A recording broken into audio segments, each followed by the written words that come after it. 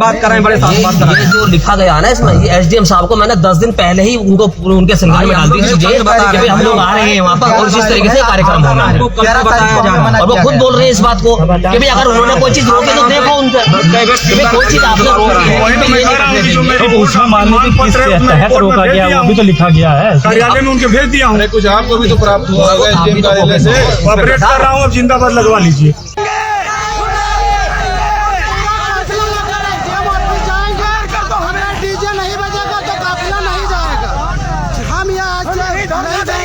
हम इस प्रकार का शोषण नहीं सहेंगे।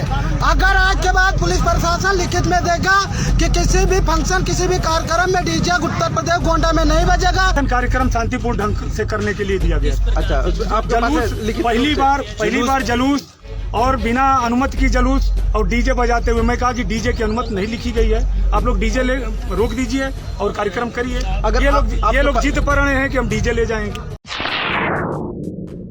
नमस्कार, मैं हूं तनु वर्मा और आप सभी का नमो इंफ्रा प्राइवेट लिमिटेड ऑफिस में हार्दिक स्वागत करती हूं। आइए जुड़िए नमो infra and developers private limited के साथ लखनऊ में और बनाइए अपने सपनों का सबसे सुंदर घर, वो भी सबसे कम दामों में। रिक्वायरमेंट के लिए नीचे दिए गए नंबर पर तुरंत कॉल करें। धन्यवाद।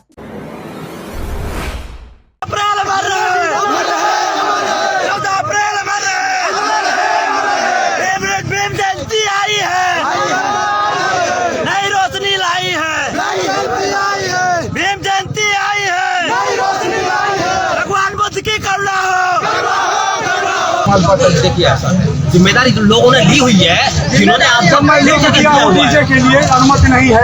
आप अनुमति करा लिए होते, अब अनुमति करा लिया, गाड़ी में रखा, मेरा फोन लेकर गाड़ी में रखो, डीजे का अनुमति करा लिया।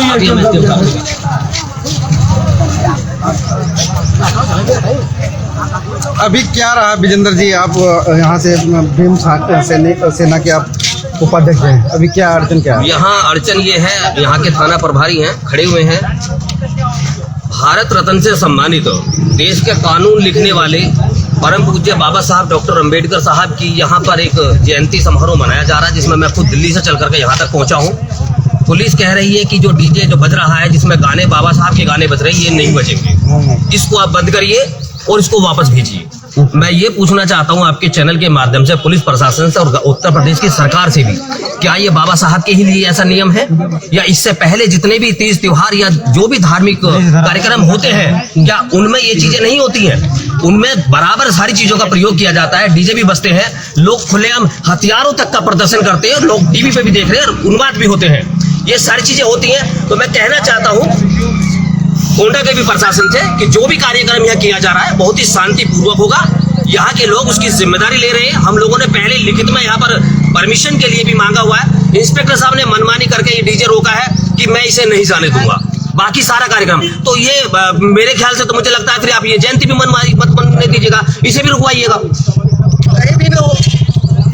अभी कप्तान जी के पास हम जाते हैं और मनोज कुमार राय जी हैं कप्तान जी। सर क्या मतलब कि नहीं मैं सिर्फ एक दो क्वेश्चन करना चाहता हूँ सर आपसे। नहीं सर ये बताइए, मैं लिखा पढ़ी में मैं डीजे का अनुमति नहीं दिया था। जलूस में कहा कि अपना अम्बेडकर जी की अच्छा आप जन्मदिवस मनाइए। आपके पास जो लिखित परमिशन आई होगी उसमें क्या क्या परमिशन में क्या क्या चीज? परमिशन कार्यक्रम शांतिपूर्ण ढंग से करने के लिए दिया गया। अच्छा, आप पहली बार जलूस और बिना अनुमति की जलूस और डीजे बजाते हुए, मैं कहा कि डीजे की अनुमति नहीं लिखी गई है, आप लोग डीजे रोक दीजिए और कार्यक्रम करिए। अगर ये लोग जिद पर रहे हैं कि हम डीजे ले जाएंगे। आपके पास कोई अनुमति के कोई प्रति हो तो आप दिखा सकते हैं। नहीं ये तो मैं लिख के भेज दिया हूँ ना वहाँ। आपने लिखा है वहाँ से नहीं, वहाँ आपके पास भी परमिशन आया होगा ना? तो लिखा हूँ आप सब। नहीं सर आप नहीं, जैसे आप ये जो मांग की है आज बाबा साहब हमारी बात सुनिए, हमारी जो ये मांग किए हैं सुन नहीं रहे हम। हाँ मांग किए हैं उसमें मैं लिख दिया डीजे बजाए जाने के जलूस प्रथम बार निकाले आचार संहिता को देखते हुए अनुमति नहीं दी जाती है, कार्यक्रम किए जाने की अनुमति चौराहे पर है ये, मतलब आपकी तरफ से कार्यक्रम। जय हिंद सर। दिक्कत ये है सर कि इन लोगों से मैं ये अनुमति मांगे थे पूरा बहराइच तक जुलूस ले जाने के लिए। मैं कहा कि आचार संहिता लागू है, आप लोग शांतिपूर्ण ढंग से कार्यक्रम करिए, डीजे मत बजाते घूमिए। मना भी ये लोग कर नहीं मिली है साहब, और ये लोग मना भी कर दिए थे कि ठीक है साहब हम लोग डीजे नहीं निकालेंगे। आज ये डीजे बजाते निकाल रहे हैं, यही डीजे में रोका हूँ सर, डीजे नहीं जाएगा। डीजे बात करिए साहब, एसडीएम साहब वही बात कर रहे हैं। पता था आप रोक रहे हैं, आपको सवेरे नहीं पता कर लेना चाहिए था, सवेरे नहीं बताया थे, पहले पता कर लेना चाहिए था तुमको। हमारी बात हुई थी फोन से, ये क्या कह रहे हैं कि नहीं बताई? बात हुई हमारा सिपाही भी आके बताया, रात से ही सिपाही बता रहा है। नहीं बचेंगे तो कैसे चीजें लगेंगी? हमारा सिपाही रात से ही घर पर आके बता रहा है। प्रॉब्लम होगा। अनुमति देने वाले ये मेरे सामने तो खड़े हैं ना इंस्पेक्टर साहब, इन्होंने रोक रखा है कि जी मैं डीजे की अनुमति नहीं दूंगा। हर चीज का ध्यान रखकर हम रैली निकालेंगे, ट्रैफिक नहीं लगने देंगे, हमारी जिम्मेदारी है। एसडीएम साहब एक चीज तो बताइए, क्या पूरे देश भर में डीजे नहीं बजेंगे? क्या ये गाजियाबाद यहाँ जो गोंडा में ही नहीं बजेगा? इसे बताइए।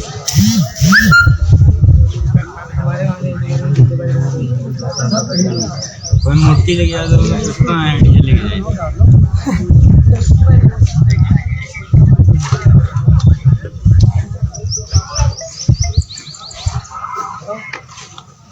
हाँ हेलो, कहाँ है इनकी एप्लीकेशन जो इन्होंने लिखी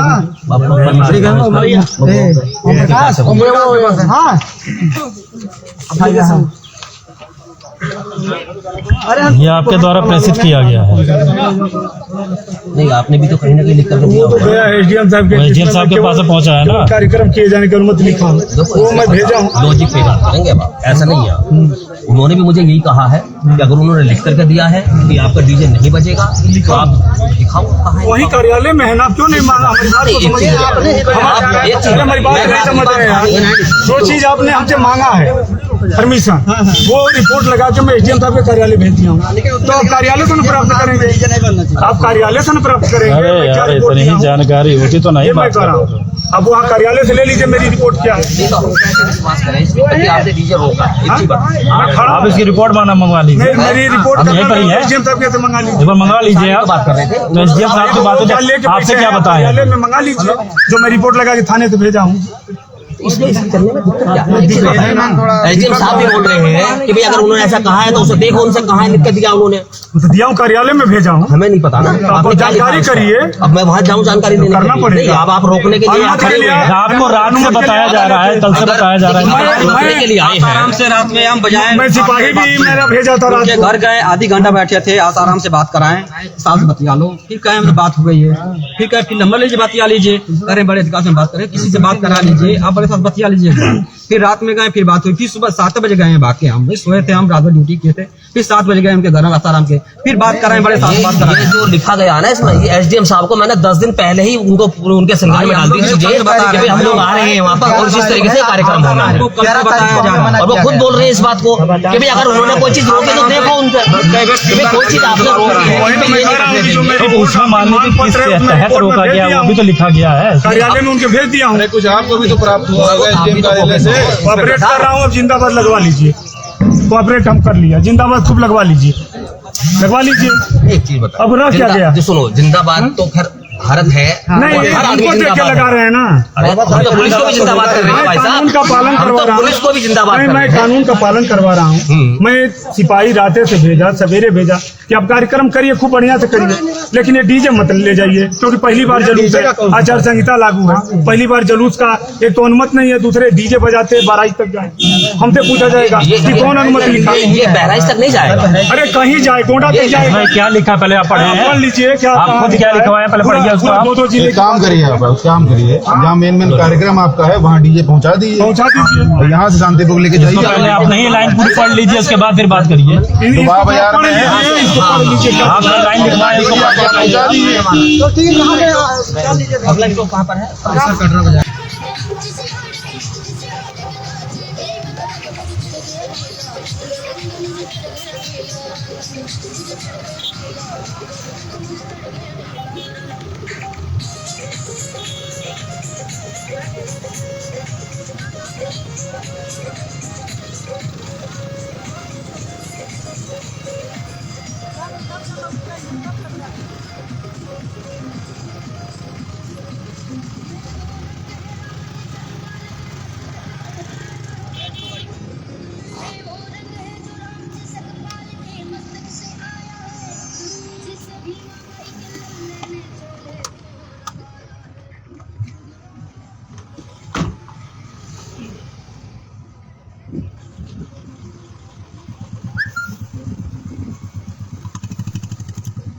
विजेंद्र भारती जी हैं। जिस गाड़ी में मैं बैठा हूँ वहाँ पे सबसे आगे विजेंद्र भारती जी बैठे हुए हैं और हमारे साथ में है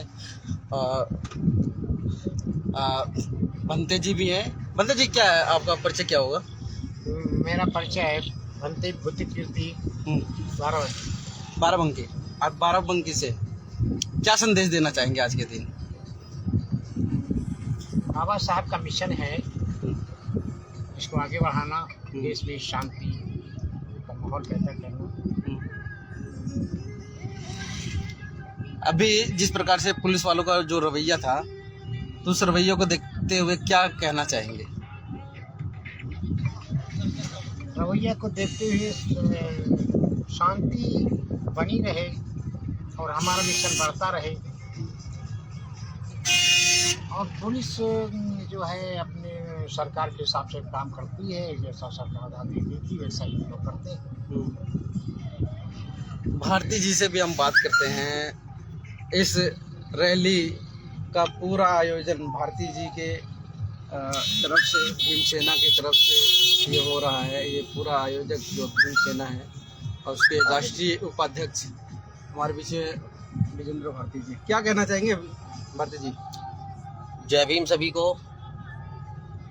उत्तर प्रदेश की जो पुलिस है योगी आदित्यनाथ के इशारे पर चलने का काम कर रही है। एक हिंदूवादी चेहरा, वो अपनी कट्टर छवि के प्रति जाने जाते हैं। देश के मूल निवासी बहुजन समाज के लोगों के जो संतों, गुरु और महापुरुषों के जो हमारे जो पर्व हैं, उनकी जयंतियां हैं, उनको ये कंट्रोल करना चाहते हैं कि हम लोग उन पे डीजे ना बजाएं, हम लोग खुशी ना मनाएं, हम लोग नाचे ना, इस तरीके का अंकुश लगाना चाहते हैं। लेकिन ये भीम सैनिक हैं, प्रशासन को किस तरीके से जवाब देना है वो अच्छे तरीके से जानते हैं। और मैं आपके चैनल के माध्यम से गोंडा के पुलिस प्रशासन को भी ये कहना चाहता हूँ, पुलिस समाज की सेवा के लिए बनी है। देश के अंदर सेना जो है वो सीमाओं की रक्षा के लिए बनी है। तो पुलिस को समाज के साथ में सामंजस्य बनाते हुए एक अच्छी पहचान रखनी चाहिए। अगर देश के अंदर अदर दूसरे धर्मों के कार्यक्रमों का अगर सम्मान किया जाता है, तो यहाँ कानून के निर्माता बाबा साहब की जो जयंती आज पूरे देश और दुनिया में मनाई जा रही है, उसका भी सम्मान यहाँ के प्रशासन को करना चाहिए। और अगर ये नहीं करते हैं तो फिर वो टकराव की नौबत आती है। हम लोग कानून को मानने वाले लोग हैं, कानून का सम्मान करते हैं, बाबा साहब के अनुयायी हैं, जिन्होंने इस देश को कानून दिया, संविधान दिया। लेकिन जरूरत पड़ने पर भारत बंद जैसी स्थिति भी दोहराई गई है इस देश के अंदर, जिसे पूरी दुनिया ने देखा है। हम लोग नहीं चाहते, जब कभी भी आक्रोश होता है तो वो सदैव हानिकारक होता है। और बहुजन समाज जो हमारा है वो काफी समय से, मैं कहता हूं कि धन की कमी की वजह से सशक्त नहीं हो पाया है।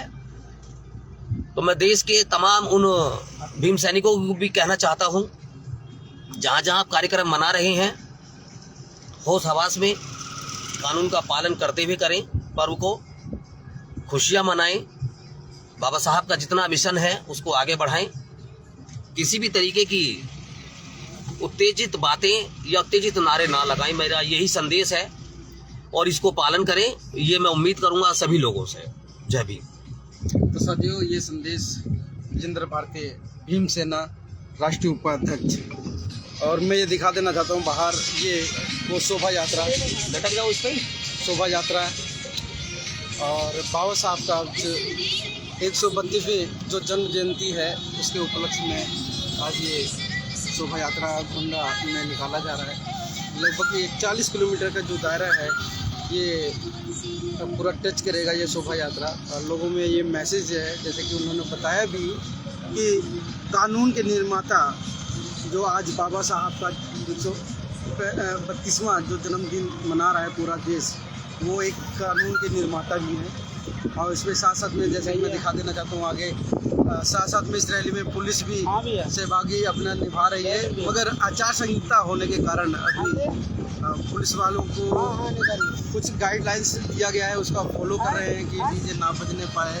मगर यहाँ पर कोई राजनीतिक प्रोग्राम नहीं है कि डीजे में वो राजनीतिक किसी पॉलिटिकल व्यक्ति या पार्टी का कोई नाम ले। और जैसे कि मैं दिखा देना चाहता हूँ, ये शांतिपूर्वक ये शोभा यात्रा निकाली जा रही है।